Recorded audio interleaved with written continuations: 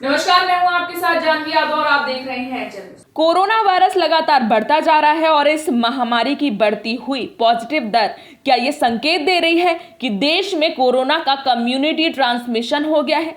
जी हां, देश भर में कोविड-19 के लिए पॉजिटिव पाए जाने वाले नमूनों की औसत दर 17 मई को समाप्ति में 4.6% थी, जो 17 जून को सप्ताह में बढ़कर 7.8% हो गई है। दिल्ली और हरियाणा जैसे राज्यों में इसका बढ़ना खतरे की घंटी है। विशेषज्ञों ने कहा है कि इससे ये बात स्पष्ट हो गई है कि देश में महामारी का प्रकोप तेजी से बढ़ रहा है। सरकारी डेटा के अनुसार दिल्ली में 17 मई तक ये संख्या 7% थी, जो 17 जून तक बढ़कर 31.6% हो गई।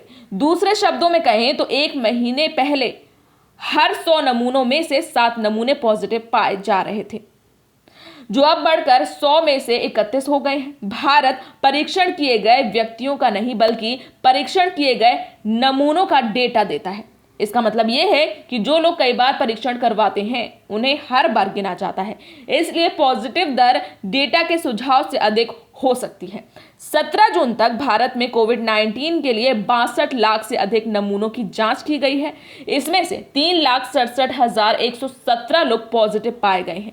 इसके परिणाम स्वरूप जनवरी में जांच शुरू होने से पहले की पॉजिटिव दर 5.9% थी। विशेषज्ञों ने कहा कि नए मामलों में वृद्धि के साथ मिलकर पॉजिटिव दर का बढ़ना यह बताता है कि वायरस अब लोगों के बीच तेजी से फैल रहा है। Indian council for medical research centre for advanced research in virology के पूर्व प्रमुख टी जैकब जॉन ने कहा कि पॉजिटिव दर में वृद्धि लोगों के बीच में वायरस की व्यापकता में वृद्धि का प्रतिबिंब है। एक बढ़ती पॉजिटिव दर लक्षित रणनीतियों से बहुत अधिक प्रभावित हो सकती है। उदाहरण के लिए भारत में जहां केवल उन लोगों की जांच की जाती है जिसमें वायरस के लक्षण दिखाई दे रहे हों। इस रणनीति का सबसे बड़ा नुकसान यह है कि बहुत बड़ी संख्या में ऐसे लोग जांच से वंचित हो जाते हैं जो असिम्प्टोमेटिक यानी कि जिसमें बीमारी के लक्षण नहीं दिखाई देते हैं। जॉन ने कहा कि हमने अब तक देश की 0.5% आबादी से भी कम की कोरोना जांच की है। ये संख्या बहुत कम है।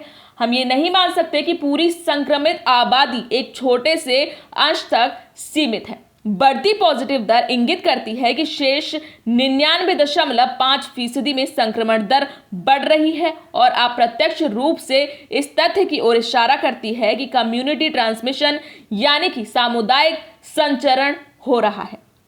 वायरस से देश के 10 सबसे प्रभावित राज्यों में दिल्ली में पॉजिटिव रेट में सबसे बड़ा परिवर्तन देखने को मिला है, जहां 17 मई को संख्या 7% पर थी, जो 17 जून तक बढ़कर 31% हो गई। इसके बाद हरियाणा, जहां ये दर 1% से बढ़कर 10.1% हो गई, और फिर तमिलनाडु, जहां ये दर 4.2% से बढ़कर 10% पर पहुंच गई है। वायरस से सबसे अधिक प्रभावित राज्य महाराष्ट्र में 17 मई को पॉजिटिव दर 16.4% थी, जो 17 जून को बढ़कर 21.2% हो गई। कोरोना वायरस के सबसे ज्यादा मामले और मौत महाराष्ट्र में ही रिपोर्ट की गई है। कोरोना वायरस से सबसे ज्यादा प्रभावित 10 राज्यों में शामिल गुजरात, राजस्थान और मध्य प्रदेश में हालांकि पॉजिटिव दर में थोड़ी कमी देखी गई है। गुजरात में यह दर 11.3% से कम होकर 10.1 हो गई है। वहीं राजस्थान में ये 2.2% से कम होकर 2% और मध्य प्रदेश में ये 4.3% से कम होकर 2.8% हो गई है। तो ये थे हमारे आज की खास रिपोर्ट। इस तरह की खबरों के लिए देखते रहिए चैनल। हमारी न्यूज़ आपको पसंद आई हो तो वीडियो को लाइक करें और हमारे साथ जुड़े रहने के लिए चैनल को सब्सक्राइब कर बेल आइकन को ज़रूर दबाएं, जिससे हमारी सारी अपडेट्स आपको मिलती रहें।